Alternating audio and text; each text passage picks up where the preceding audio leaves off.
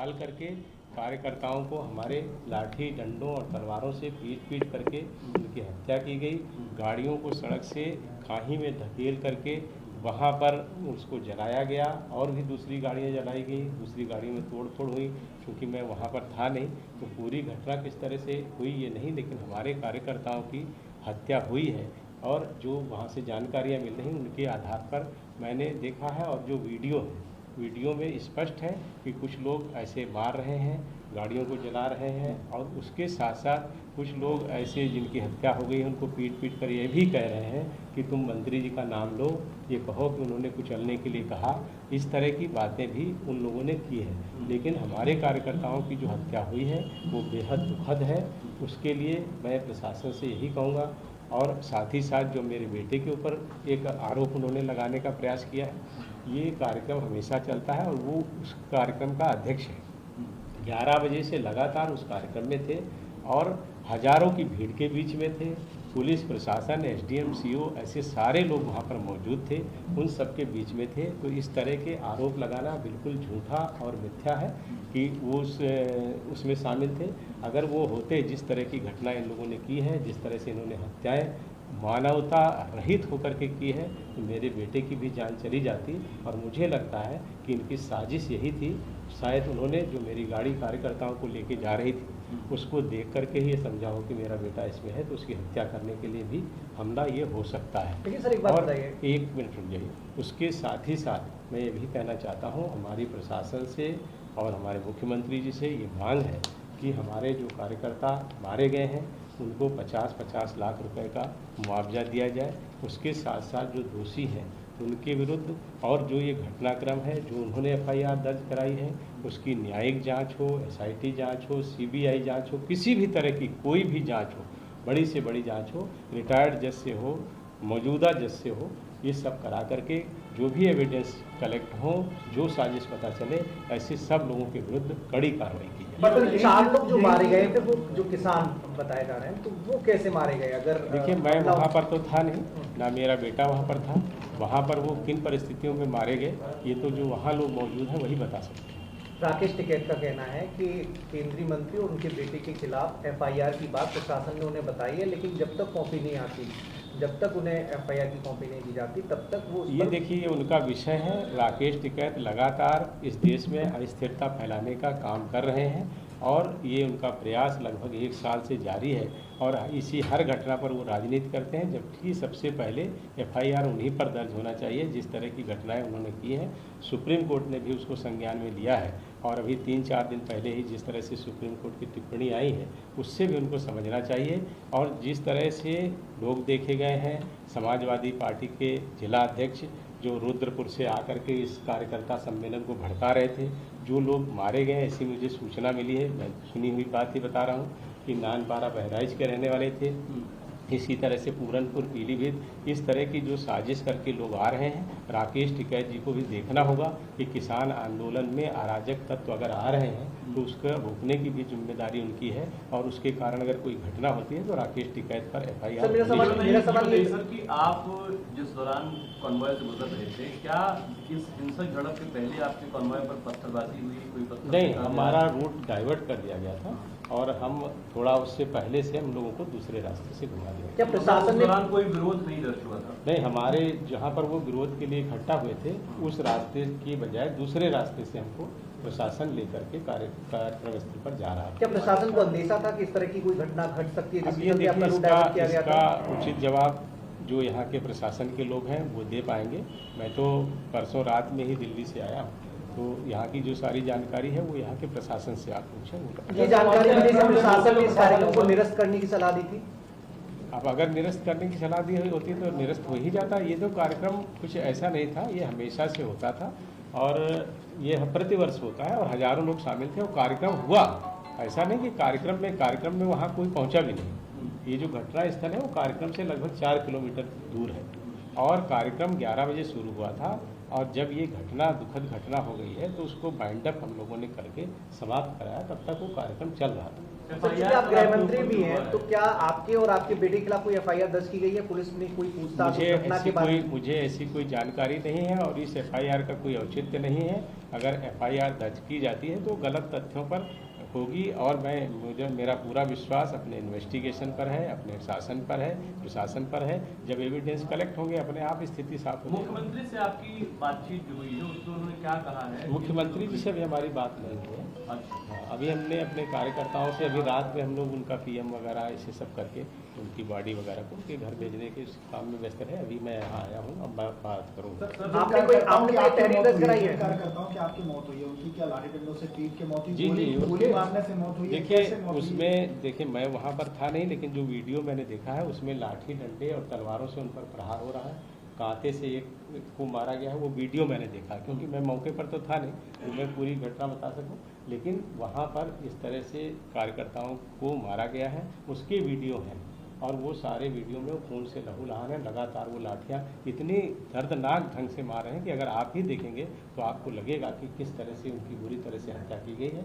मैं प्रशासन से मांग करता हूँ उसके खिलाफ जो भी लोग उनके विरुद्ध कार्रवाई भी हो और हमारे सोशल मीडिया पे एक वीडियो वायरल हो रहा है। केंद्रीय गृह राज्य मंत्री हैं, आपको लगता है कि कहीं एक चूक हो गई है? अगर वो चूक बचाई जा देखिए सकती कोई है, भी घटना ना हो। घटना जब होती है उसके बाद बहुत सारी चीज़ें ऐसे निकल करके आती हैं कि हाँ अगर ये ना किया होता तो ना होता, या कार्यक्रम में हम ना जाते या वो रिसीव करने ना जाते, ऐसी बातें बहुत सारी होती हैं।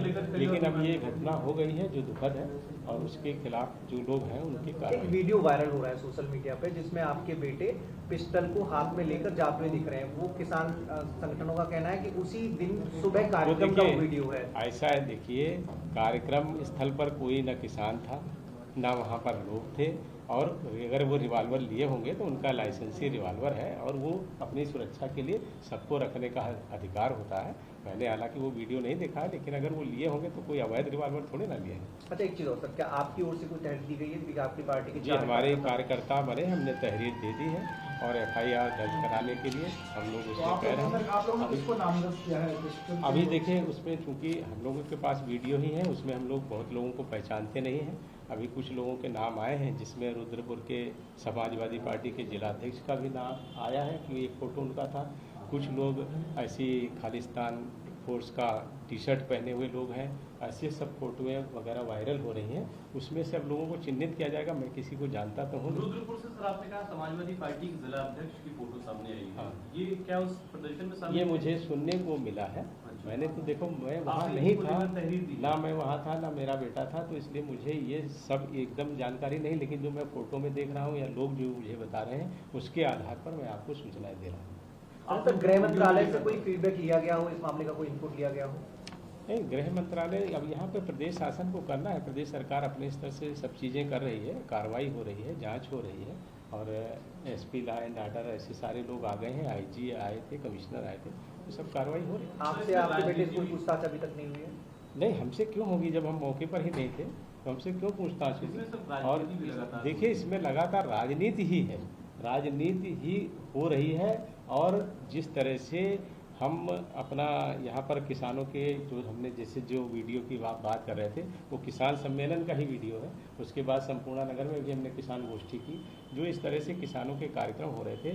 चूँकि मैं ये जानता हूँ कि केवल जो राकेश टिकैत के साथ आंदोलन कर रहे हैं वही किसान नहीं है, हम भी किसान हैं। और 99% किसान कृषि कानूनों के पक्ष में, वो 1% से भी कम का प्रतिनिधित्व कर रहे हैं, लेकिन अराजकता फैला रहे हैं। तो मैं ये गोष्ठियाँ कर रहा था तो उससे भी उनको हो सकता है कि ऐसी चिढ़ लग रही हो कि उनका आंदोलन कमज़ोर हो रहा है और उन्होंने इस तरह की घटना करके फंसाने का प्रयास किया। अखिलेश यादव, प्रियंका गांधी, छत्तीसगढ़ के मुख्यमंत्री भूपेश बघेल, पंजाब के सीएम और दूसरे भी राजनीतिक दल के लोग लगातार यूपी आना चाहते हैं। सरकार ने हालांकि चूंकि अराजकता ना फैले इसलिए उनको रोका हुआ है। आपको लगता है कि संवेदनशील मसला है और इसको लेकर? देखिए बिल्कुल संवेदनशील मसला है, लेकिन जो लोग संवेदनशील नहीं हैं, जिनके लिए राजनीति ही सब कुछ है, कुर्सी पर पहुंचना ही उनका लक्ष्य रहता है, ऐसे सब लोग ऐसी दुर्भाग्यपूर्ण घटनाओं पर राजनीति करते हैं, लेकिन हमारी संवेदना है हमारे कार्यकर्ताओं के साथ, और जो किसानों के या जो में समूह में शामिल थे उन लोगों की भी मृत्यु हुई है, उनके प्रति भी हमारी संवेदना है। हम संवेदना और सहानुभूति से उनके परिवारों के साथ खड़े हैं। साथ ही साथ हमारा यह भी प्रयास होगा कि ऐसे सब लोगों को सरकार ठीक तरह से उनका मुआवजा मिले, उनके परिवार की जो भी हम मदद कर सकें उनको हम करेंगे। सर एक आखिरी सवाल, जिस तरह से किसान संघ कर रहा है कि आपके बेटे की गिरफ्तारी हो और आपको इस्तीफा और अगर देखिए इस देश में लोकतंत्र है, कानून का राज है, किसी के कहने से अभी हम कह दें कि हम भाई फला आदमी की गिरफ्तारी करो, ऐसे तो नहीं हो सकती। जब सारे लोग जानते हैं, जो लोग FIR करा रहे हैं उनको भी पता है कि ना हमारे बेटे वहाँ पर थे ना हम थे, ये सारे लोगों को पता है। कार्यक्रम स्थल और घटना स्थल में 3-4 किलोमीटर की दूरी थी, और जिस तरह से उन्होंने लोगों को पीट कर मारा है, अगर हमारे बेटे होते तो वो भी जीवित नहीं बचे होते। ये सारी जो घटनाएं हैं वो अपने आप में स्पष्ट करती हैं कि ना मैं वहाँ पर था ना मेरा बेटा था। कार्यक्रम स्थल 3 से 4 किलोमीटर दूर था। कार्यक्रम पूरी तरह से 11 बजे से चल रहा था। वहाँ पर कोई किसान नहीं गया, ना वहाँ पर कोई प्रदर्शन हुआ। शांतिपूर्ण ढंग से हजारों लोगों के बीच में वो कार्यक्रम हुआ, जिसमें हमारे बेटे की लगातार मौजूदगी वहाँ पर रही है, जिसका गवाह पुलिस और प्रशासन, मीडिया के लोग भी हैं। सर FIR जो किसान मोर्चे ने कराया है उसमें आपके बेटे को नामजद किया गया और साजिशकर्ता के तौर पे आपका नाम जोड़ा गया है, तो अगर पुलिस बुलाती है तो आपके बेटे वहाँ जाएंगे पूछताछ? देखिए हम हर जगह पूछताछ। तो केंद्रीय राज्य मंत्री इस वेले प्रेस कॉन्फ्रेंस कर रहे थे और बड़ा बयान राकेश टिकैत दे लिए आया। राकेश टिकैत फैला रहे ने अराजकता, उन्होंने कह रहा कि FIR जी उन्होंने खिलाफ होनी चाहिए है, केस दर्ज राकेश टिकैत के खिलाफ होना चाहिए और अराजकता फैला रहे ने। किसानों ते गड्डी चलाने के इल्जाम जिहड़े ने उन्होंने नकार दिते ने और कई बार उन्होंने दोहराया कि ना मैं उत्थे सी ना मेरा बेटा सी।